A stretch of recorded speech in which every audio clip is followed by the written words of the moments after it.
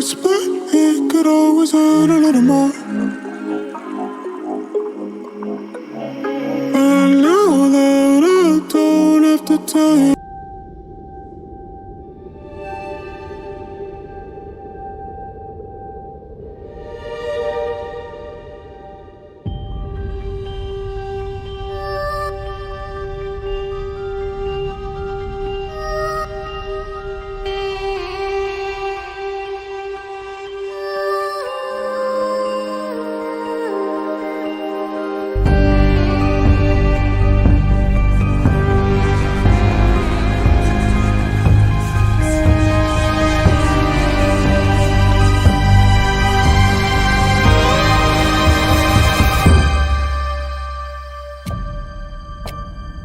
The Holocene has ended. What we do now, and in the next few years, will profoundly affect the next few thousand years. The only conditions modern humans have ever known so far are changing, and changing fast. Nothing stays the same on this planet. Everything changes. The Earth is going into one of these jumps, and you don't know what is going to be on the other side of those jumps. The Earth is always jumping.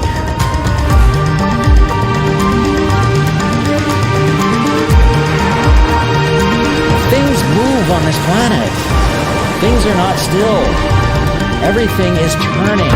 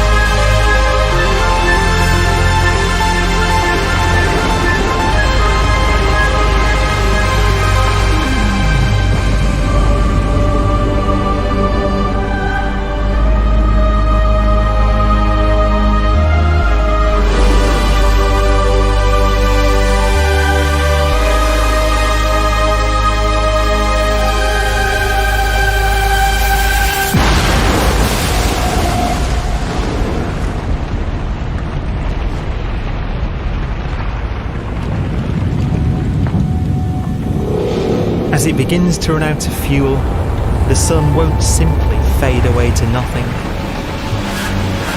Its core will collapse, and the extra heat this generates will cause its outer layers to expand.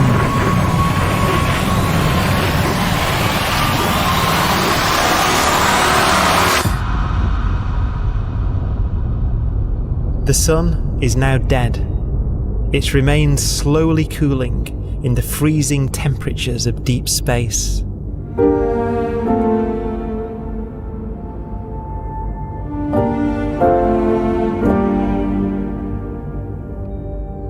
The fate of the sun is the same as for all stars. One day they must all eventually die, and the cosmos will be plunged into eternal night. All stars eventually will run out of fuel. The temperature of the universe drops. The stars, one by one, in the night sky will turn off. And there'll be no more new stars created. And so that the universe will end not with a bang, but with a whimper. And not in fire, but in ice.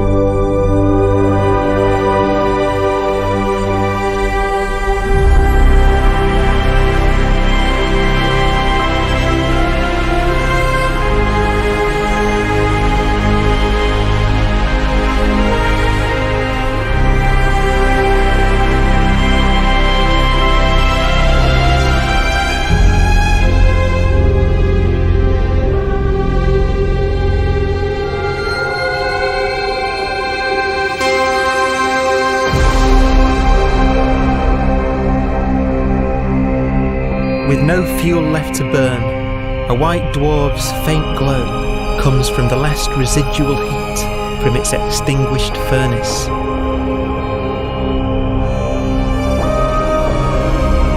Looking at it from where the Earth is now, it would only generate the same amount of light as the full moon on a clear night.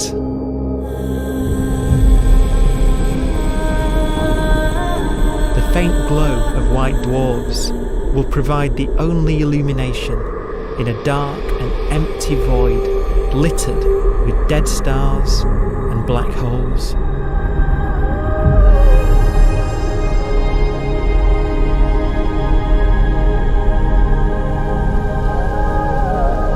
In some ways, it's kind of a ghost universe. It's the corpses, the zombie stars, that will take us into the future.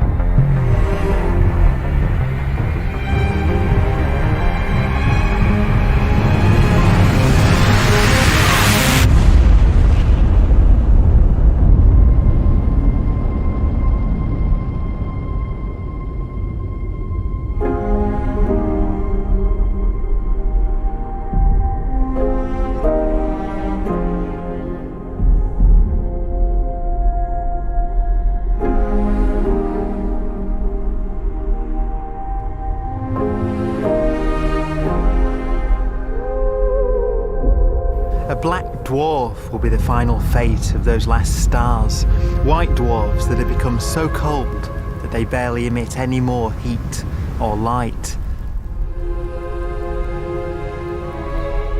Black dwarfs are dark, dense, decaying balls of degenerate matter, little more than the ashes of stars. Their constituent atoms are so severely crushed that black dwarfs are 1,000,000 times denser than our Sun.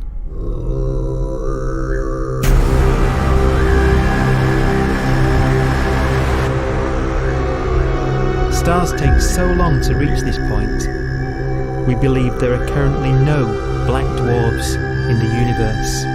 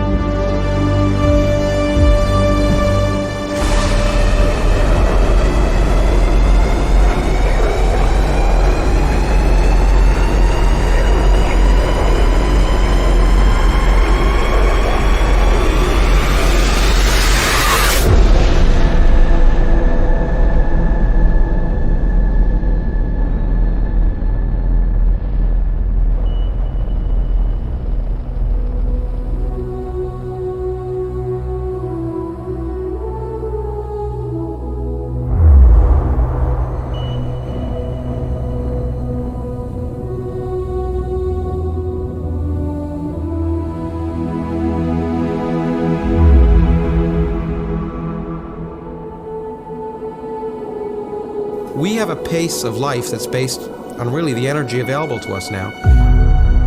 You could imagine living conscious systems which have a very different pace and therefore can extend out at least a lot farther than you'd imagine otherwise.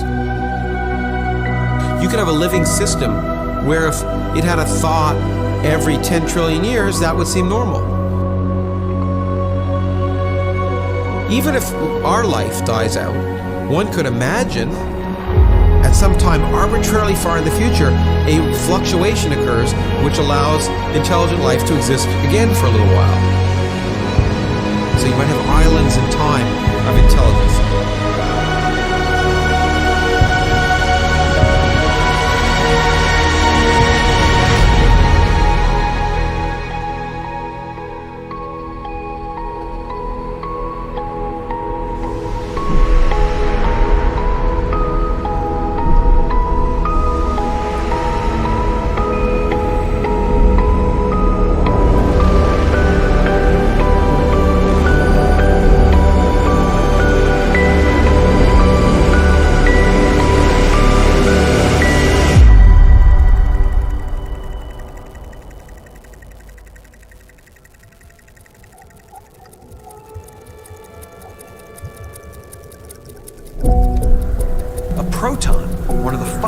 building blocks of atomic matter, of what makes us up, can just spontaneously fall apart. Any material that evades the pull of a black hole eventually dies away as its protons disintegrate.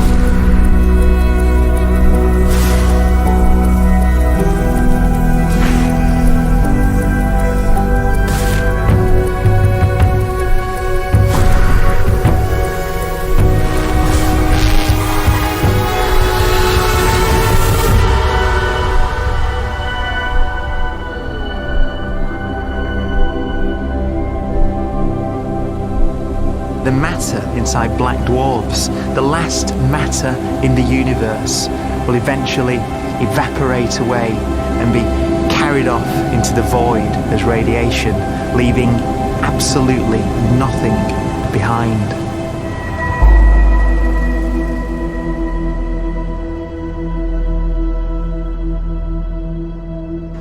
With the black dwarfs gone, there won't be a single atom of matter left. All that will remain of our once rich cosmos will be particles of light and black holes.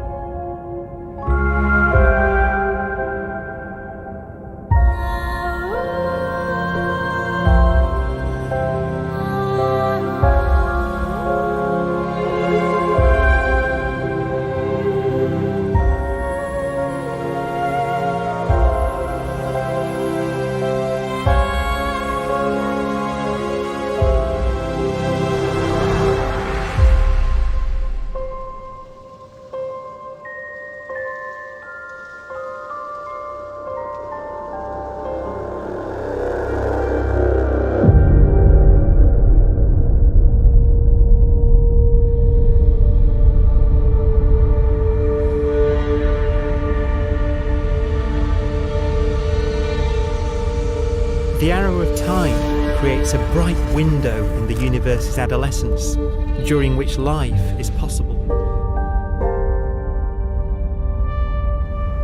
But it's a window that doesn't stay open for long. As a fraction of the lifespan of the universe, as measured from its beginning to the evaporation of the last black hole, life, as we know it, is only possible for 1,000th of a billion billion billionth billion billion billionth billion billion billionth of a percent.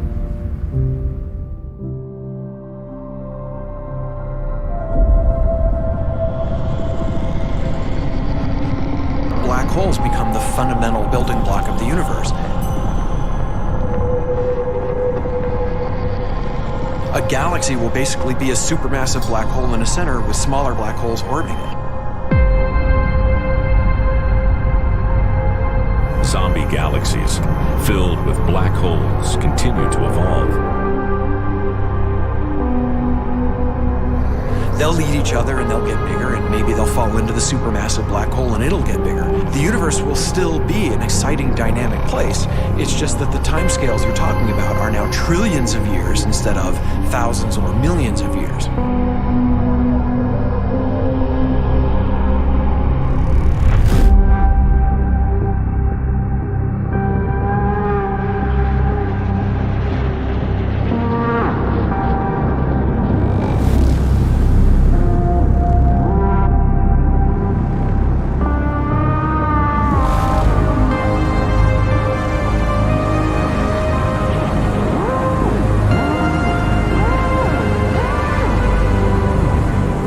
Black holes can bang on space-time like mallets on a drum.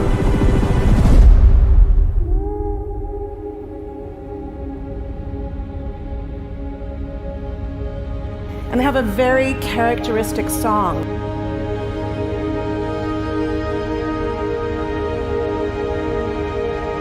Imagine two black holes that have lived a long life together. At the end of their lives, they're going around each other, crossing thousands of kilometers in a fraction of a second. As they do so, they leave behind in their wake a ringing of space, an actual wave on space-time.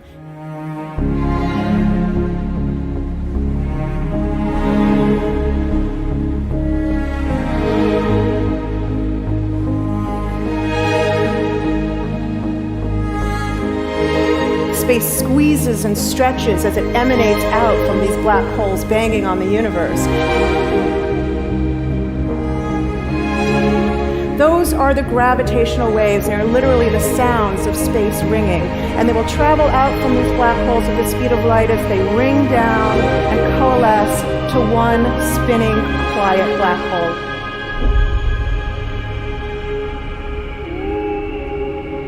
If you were standing near enough, your ear would resonate with the squeezing and stretching of space. You would literally hear the sound.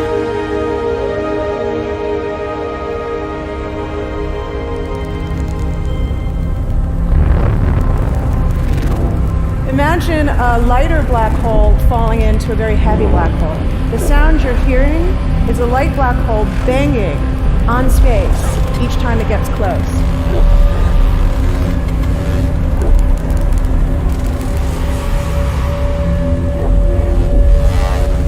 As it falls in, it gets faster and it gets louder.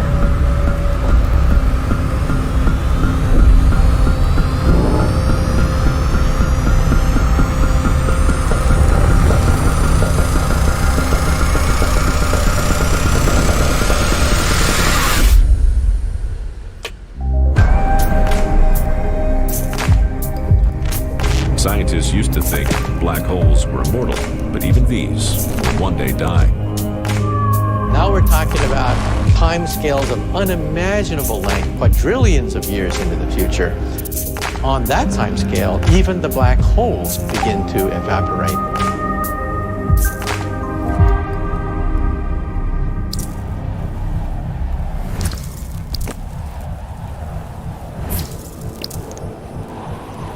According to quantum mechanics, space is filled with virtual particles, antiparticles, that are constantly materializing in pairs, separating, coming together again, and annihilating each other.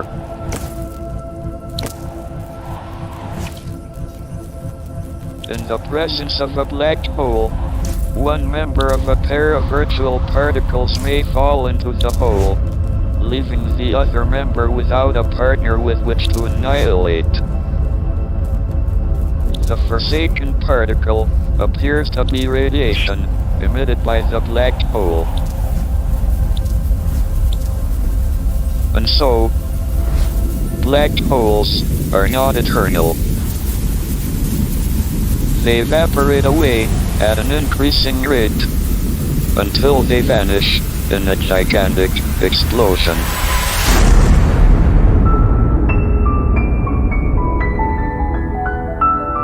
Quantum mechanics has allowed particles and radiation to escape from the ultimate prison, a black hole.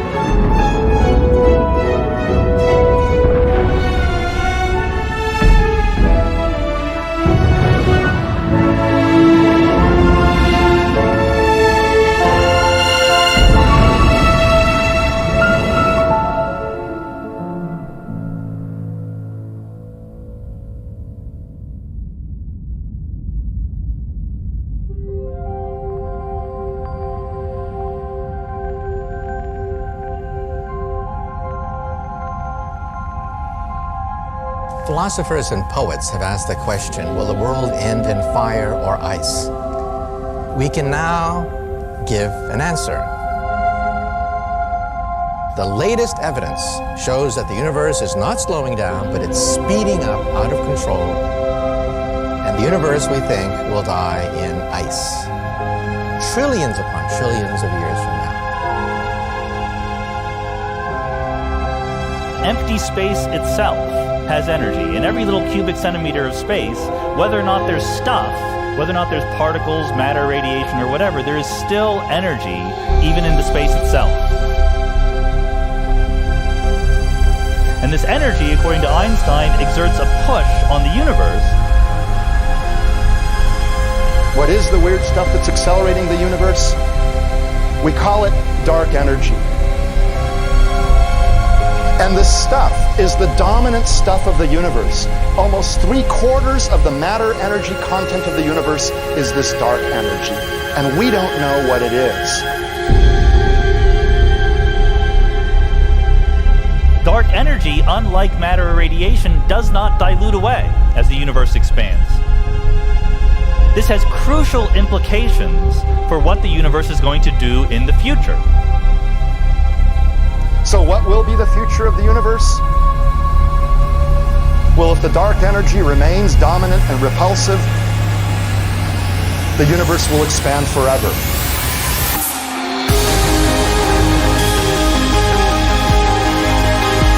Faster and faster and faster with time. A runaway universe. 70% of the energy of the universe resides in empty space, and we don't understand why. But we do know what will happen if that energy continues to be there.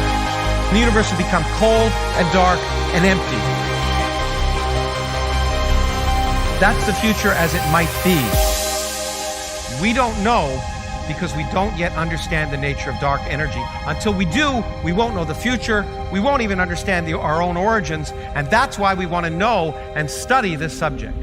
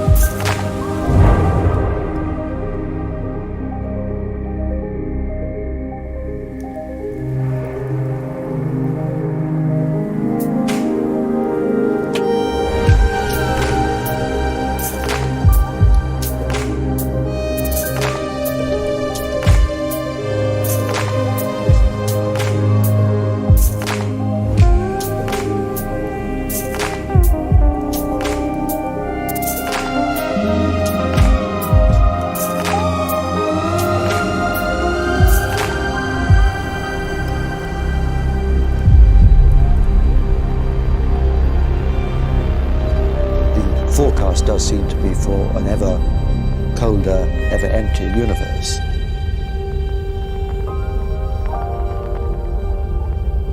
But then, of course, we have to ask, could that end lead to a new beginning? And there are ideas whereby what actually is the end of our universe could in some sense be linked to the beginning of a new one.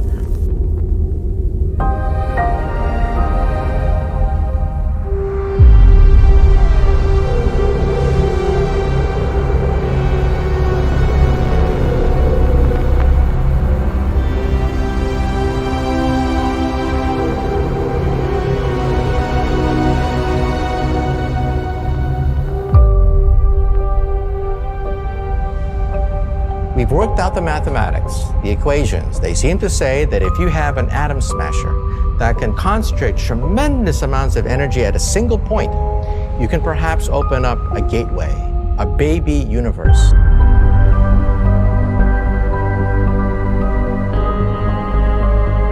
Facing the death of everything there is, this perhaps is their only possibility of escape. And this also raises a very intriguing possibility, sheer speculation of course, that perhaps any universe that has intelligent life in it will create baby universes, will create lifeboats, and proliferate child universes. So an evolution may take among universes in the multiverse. survival of the fittest may take place. So those universes which do not have intelligent life are infertile. They have no children. But those universes that have mild temperatures, stars like us, would create civilizations that can open up child universes, and they would then proliferate.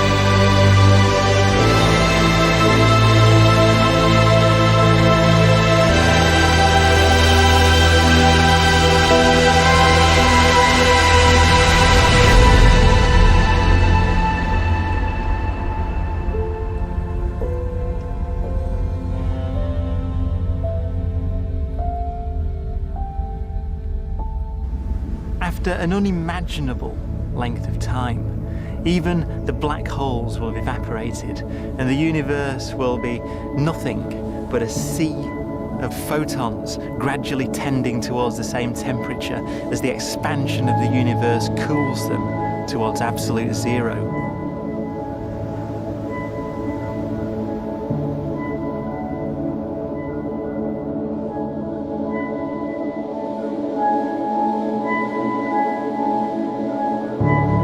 Once the very last remnants of the very last stars have finally decayed away to nothing, and everything reaches the same temperature, the story of the universe finally comes to an end.